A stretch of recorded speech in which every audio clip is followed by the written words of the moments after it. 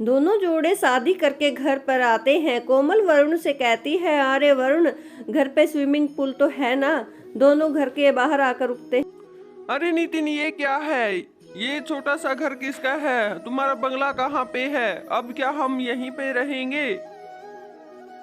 तभी सीमा जी आरती लेकर घर के बाहर आती है और अपने बच्चों से कहती है, अब यहीं खड़े रहोगे या अंदर भी आओगे?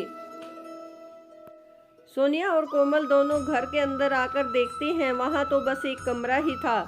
ना कोई महल था और ना ही कोई बंगला था। वह वरुण से कहती है, अरे वरुण, हमारा बंगला कहाँ है? अब हम इस छोटे से घर में रहेंगे क्या? उसकी सास कहती है, अरे बहू, हमने जिस कॉन्ट्रैक्ट में पैसे लगाए थे उसमें हमारे कॉन्ट्रैक्ट डूब गया और हम लोगों को तुम्हारी शादी अच्छे से धूमधाम से करने के लिए बंगलों को भी गिरवी रख दिया है। अब हमें इसी घर में रहना पड़ेगा। दोनों बहुएं माथे पे हाथ मारती हैं और कहती हैं, हाय राम, अब इसमें कैसे रहेंगे? तभी कोमल जाकर अपना पर्स बेड पे रख देती है और कहती है कि यह बेड मेरा हो गया है। तो सोनिया उसे आकर कहती है, अरे ऐसा कैसे, ये कोई बस थोड़ी ना है। उसकी सास उन्हें कहती है, अरे बहू, तुम दोनों बेड पर सो जाना और मैं जमीन पर सो जाऊंगी। वह कहती है, अरे माँ जी, हमारी तो सुहाग रात है ना। तो उसकी माँ जी लाकर उनके बीच में एक फट्टा लगा देती हैं और कहती हैं, आज तो तुम्हें ऐसे ही इसी बेड पर दोनों को सोना पड़ेगा। तो एक साइड वरुण और कोमल सो जाते हैं और दूसरी तरफ सोनिया और नितिन सो जाते हैं। ऐसे ही उन दोनों की सुहाग रात हो जाती है और अगले दिन दोनों बहुएं माँ जी से आके कहती हैं, अरे माँ जी, हमें नहाना कहाँ है? वह कहती है कि ये फट्टा जो तुमने बीच में लगाया था, इसको उठाओ और साइड में खड़ा करके इसके पीछे जाके नहा लो। तो सोनिया कहती है, अरे ऐसे कैसे नहाएंगे? फिर भी उन्हें ऐसे ही नहाना पड़ता है। और कोमल कहती है कि मैं तो पास वाले मॉल में जाकर नहा के आ जाती हूँ।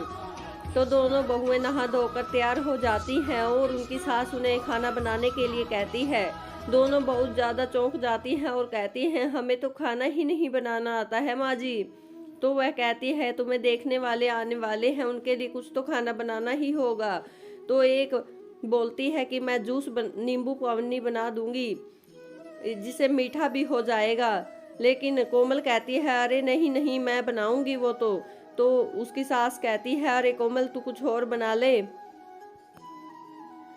दोनों मिलकर कुछ खाना बना लेती हैं। कोमल नूडल बनाती है और सोनिया नींबू पानी बना लेती है। तभी उनके घर पर मेहमान आना शुरू हो जाते हैं। रिया और भोला दोनों उनके घर पर आते हैं। वह देखकर उनको चौंक जाती है, अरे रिया, तू यहाँ क्या कर रही है? अरे तुम्हें तो मेरी संगीत में आने पर भी शर्म आ रही थी कि मैं किसी गरीब से शादी कर रही हूँ, इसीलिए तुम मेरे संगीत में भी नहीं आई। रिया कोमल को कहती है, तुझे तो गरीबों से एलर्जी थी ना, तो तू यहाँ क्या कर रही है? और सोनिया भी कहती है, अरे भोला भैया आप? हाँ बहन, मैं हूँ। तुमने तो मेरी गाड़ी को टक्कर मार दी थी ना, लेकिन देखो आज तुम भी कहाँ पर आ गई हो। कभी भी पैसे का घमंड नहीं करना चाहिए। वो उन्हें ऐसे बोलते हैं। तभी वो दोनों सोचती हैं कि अरे इन दोनों को यहाँ किसने बुलाया है? तो उनकी माँ जी कहती है कि इन दोनों को मैंने बुलाया है। मैं अमीर जरूर हो गई थी, लेकिन मैंने अपने पुराने रिश्तों से नाता नहीं तोड़ा। उसकी माँ जी ने कहा, वो रिया के संगीत में गई थी तो उन्होंने रिया को रोते हुए सुना था। वो फ़ोन पे किसी से बात करके रो रही थी और तुम लोगों ने उसके संगीत में आने से भी मना कर दिया था। तुम गरीबों से इतना नफरत करती हो, इसलिए मैंने ही इन दोनों को यहाँ पर बुलाया है।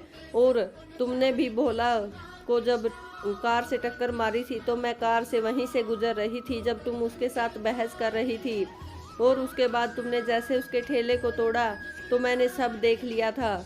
इसलिए मैंने सोचा कि तुम दोनों को सबक सिखाऊंगी। और वरुण और नितिन ने जब तुम्हारा फोटो दिया तो मैंने प्लान बनाया। हम कोई गरीब नहीं हुए हैं, हमारा बंगलो भी हमारे पास है। बस मैं तुम लोगों को एहसास कराना चाहती थी कि कभी भी अमीरी का घमंड नहीं करना चाहिए और गरीबों को ऐसे तंग नहीं करना चाहिए। उसकी सास ने उन्हें जो सबक सिखाया था उसके बाद वो गरीबों से कभी नफरत नहीं करती हैं और खुश खुश